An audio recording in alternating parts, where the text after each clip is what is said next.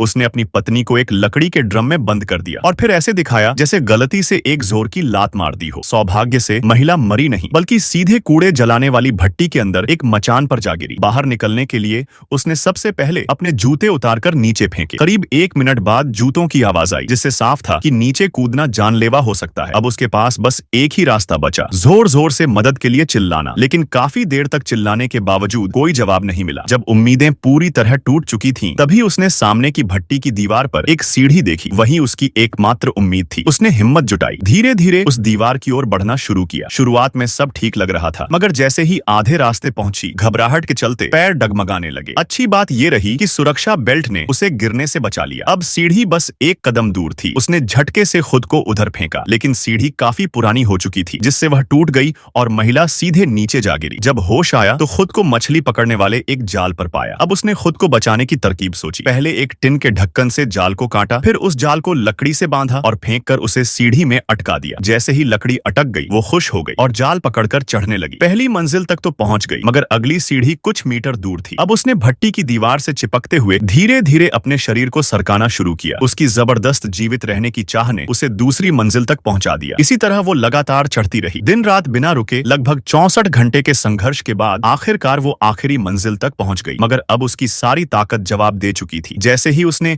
आखिरी सीढ़ी पकड़ने की कोशिश की, वो लगभग गिरने ही वाली थी। तभी उसकी सबसे करीबी दोस्त वहां पहुंच गई और उसका हाथ पकड़ लिया। काफी मशक्कत के बाद आखिरकार उसे बाहर निकाल ही लिया गया।